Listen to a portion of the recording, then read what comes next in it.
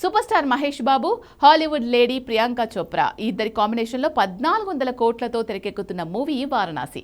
విచిత్రమైన combination, ఊహించినంత high budget, 30 భాషలు, 120 దేశాలు, 100 కోట్ల మంది ఆడియన్స్ చూసేలా 55,000 థియేటర్స్లో సినిమా రిలీజ్లు.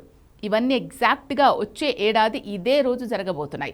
కౌంట్ డౌన్ స్టార్ట్ అయింది. ఇక్కడ నుంచి ప్రతి రోజు కూడా వారణాసి టీమ్కి ఫేట్ని మార్చే డే లాగానే మిగలబోతోంది. మొత్తంగా 365 రోజుల తర్వాత వారణాసి వరల్డ్ వైడ్గా రిలీజ్ కాబోతోంది. పాన్ ఇండియా ట్రెండ్ సెట్ చేసిన రాజమౌళి ఇప్పుడు ఈ సినిమాతో పాన్ వరల్డ్ ట్రెండ్ సెట్ చేసేందుకు రెడీ అయ్యాడు. ఇప్పుడు పాన్ ఇండియా ట్రెండ్ సెట్ చేసేందుకు బాహుబలి తీస్తే rebel star Prabhas pan India king అయి కూర్చున్నాడు. సో ఇప్పుడు పాన్ వరల్డ్ ట్రెండ్ సెట్ చేసేందుకు రాజమౌళి వారణాసి తీస్తే వరల్డ్ సినిమాకు మహేష్ బాబు సూపర్ మొగుడే కూర్చుంటాడా? మిరాకిల్ ఏదైనా జరగబోతోందా? Have a look.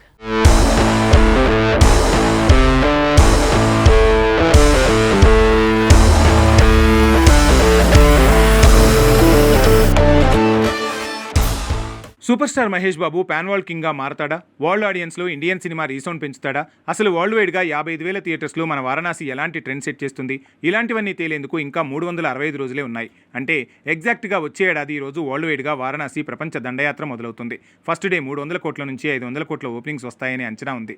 కారణం 30 భాషల్లో 120 దేశాలకు రీచ్ అయ్యేలా, 100 కోట్ల మంది చూసేలా 55,000 థియేటర్స్లో సినిమా రిలీజ్ కాబోతుండటం.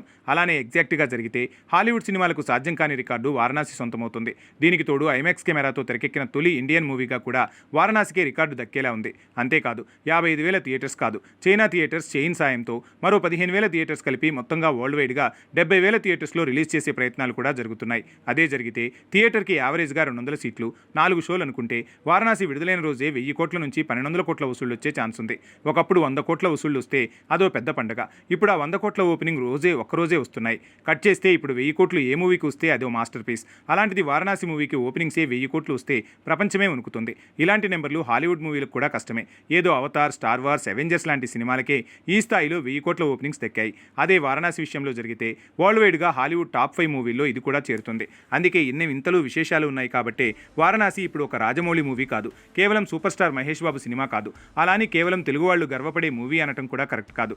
ఈ ప్రాజెక్టు మీద నార్త్ ఇండియన్స్లో కూడా భారీ అంచనాలున్నాయి. తమిళోళ్ళు కూడా కళ్ళప్పగించి చూస్తున్నారు. బయటికి చెప్పకపోయినా ఈసారి వరల్డ్ ప్లాట్ఫామ్లో రాజమౌళి ఏం మాయ చేస్తాడా అని అంతా ఎదురు చూస్తున్నారు.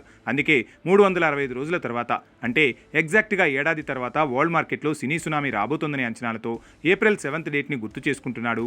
కౌంట్ డౌన్ లెక్క పెడుతున్నారు.